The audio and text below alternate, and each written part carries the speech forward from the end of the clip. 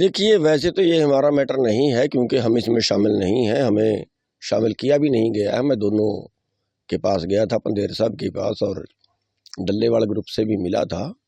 और जब आंदोलन शुरू हुआ तो उन्होंने कहा था कि हम केवल वो लोग ही आंदोलन करेंगे जो राजनीति में कोई इंटरफेरेंस नहीं करते। तो हमारा सुझाव ये था कि सभी संगठन अगर मिलके करेंगे तो सरकार के ऊपर हम थोड़े हैवी हो सकते हैं, वरना तो सरकार ही हमारे ऊपर हैवी रहेगी। तो इन्होंने बात मानी नहीं। अब ये बैठे हैं तो हम तो उससे किनारे हैं, हम जाके ज़बरदस्ती मिलें भी और कुछ गलत हो जाए तो फिर उसके बदनामी उसमें आ सकती है। तो आपको क्या लग रहा है, क्या होना चाहिए, क्यों ऐसा हो रहा है बार बार? देखिए, मांगों का तो हम समर्थन करते हैं, मांगे तो जायज़ हैं। सरकार को माननी चाहिए, सरकार को बातचीत भी करनी चाहिए, बातचीत से सुलटानी चाहिए। और ये जो है मतलब कोई ये तो है नहीं कि किसी का हक छीनने की बात कर रहे हैं, अपने अधिकारों की बात ही तो है ना। प्रशासन ने धारा 144 यानी कि 163 लगाई हुई है। वो कह रहा है प्रशासन कह रहा है कि आगे नहीं जाना चाहिए, हमने धारा लगाई हुई है और पहले ही आप परमिशन दिखाइए। देखिए, वो धारा तो इनके घर की है, जहाँ मर्जी लगा दें, 50 फुट इधर लगा दें, 50 फुट उधर ना लगाएं, ये तो इनके घर की है। और वो कोई ये थोड़ी है कि कोई उग्रवादी आ रहे हैं इसलिए, या कोई ऐसी कोई पोजीशन पैदा होने वाली है जिसके लिए वो लगाई है। हाँ, जो परमिशन की बात है वो ये पूछ रहे होंगे कि भाई दिल्ली में कहाँ जगह जाके बैठेंगे आप, किस जगह बैठेंगे, जंतर मंतर में बैठेंगे, रामलीला ग्राउंड में बैठेंगे, उस पर इंडिया गेट पे बैठेंगे, कहाँ बैठेंगे, वो पूछ रहे होंगे वो, क्योंकि दिल्ली के अंदर तो जो है वो परमिशन, जहाँ भी हम प्रदर्शन करें वहाँ की परमिशन होती है। आपको नहीं लग रहा कि अगर सभी संगठन इकट्ठे होते हैं तो इतना टाइम बैठने की जरूरत नहीं पड़ती वहाँ पे? नहीं, देखिए, ज़्यादा जब लोग इकट्ठे होते हैं, सभी लोग इकट्ठे होते हैं तो उसका वजन तो ज़्यादा बढ़ता ही है। और इस आंदोलन में भी सबको इकट्ठे होना चाहिए था, लेकिन उन्होंने इकट्ठे होना तो बहुत दूर की बात है, जो आप जाना चाहते थे उनको भी साथ में नहीं मिलाया, वो और गलत हो गया। डल्लेवाल का अनशन तो आज 11 दिन से भी ऊपर हो चुके हैं।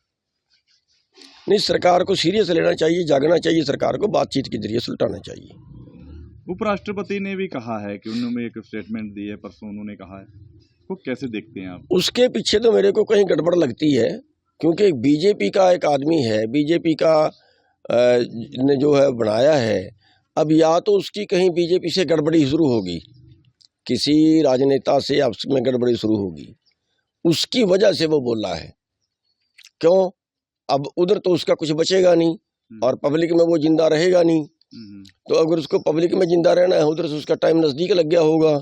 अब अगर पब्लिक में उसको जिंदा रहना है तो फिर ये मुद्दा बढ़िया पा गया। तो ये लगता है कोई उसको किसानों की चिंता अगर उसको है तो फिर जिस दिन से वो उपराष्ट्रपति है उस दिन से क्या कर रहा था? उसके पहले भी बीजेपी में था। पूरे पिछले किसान आंदोलन में जिसमें 750 किसान शहीद हुए, उसमें उसने एक बार बयान नहीं दिया, तब कहाँ था वो? दूसरी तरफ नोएडा की बात करें, वहाँ किसान बैठे हुए हैं। किसान नेता राकेश टिकैत को भी हिरासत में लिया गया था, गिरफ्तार किया गया। देखिए, बिल्कुल सरकार वहाँ पे गलत कर रही है, धक्केशाही कर रही है उन किसानों के साथ। वो भी अपना अधिकार मांग रहे हैं। वहाँ पे जमीन अधिग्रहण का मैटर है, उसमें कुछ जो हिस्सा किसान को देना होता है उसका मैटर है, वहाँ के मुआवजे का मैटर है। तो उनको भी बुला के बातचीत करनी चाहिए। और ये जो सरकार है ना, ये पूंजीपतियों के साथ, कंपनियों के साथ मिलकर उनका फायदा करती हैं। और ये नहीं है कि जो जमीन उनसे अधिग्रहण की है उसमें सरकार को भी घाटा पड़ गया है, उसको तो गजों के हिसाब से बेचते हैं, बहुत महंगी बेचते हैं। कई जगह के तो ऐसे उदाहरण है कि किसान को दिया 10 लाख और उन्होंने कमाया 1 करोड़। तो ये सिस्टम ही गलत है। अगर कहीं कोई सिटी बसाना है या कोई कहीं सेक्टर काटना है तो उसमें तो होना ये चाहिए कि जितना खर्चा हो वो सरकार का हो जाए, वो खर्चा काट के जितने में वो बिके वो सारा पैसा किसान का होना चाहिए, जब किसानों की ज़मीन पे बना रहे हैं उसको। तो हम उन किसानों के साथ में हैं और ज़रूरत पड़ेगी तो हम उन किसानों का सहयोग भी करेंगे। उस पर तो मैं एक वीडियो भी डालने वाला हूँ। अगर तनाव की स्थिति बनी हुई है, इसको लेकर अगर कुछ होता है, अगर आते हैं आगे, तो गुरनाम सिंह चुड़ूनी का अगला कदम क्या होगा? वो साथ जाएंगे या नहीं जाएंगे? देखिए, नहीं, साथ तो हम तब जाएंगे जब वो बुलाएंगे, बिना बुलाए हम साथ में नहीं जाएंगे। क्योंकि फिर वही चीज़ होती है कि अगर कुछ गलत हो गया हमारे जाने से तो उसका बड़ा पकड़ा हो जाएगा। और फिर तब उन्होंने कह ही दिया कि नहीं, हम उन लोगों को तो लाएंगे नहीं जो कहीं राजनीतिक विचारधारा के हैं, हम्म। तो फिर ऐसे जबरदस्ती जाना बनता भी नहीं ना। अगर कुछ गलत होता है तो देखिए कुछ गलत होता है, हमारी नैतिक समर्थन उनके साथ में है तो किसान ही।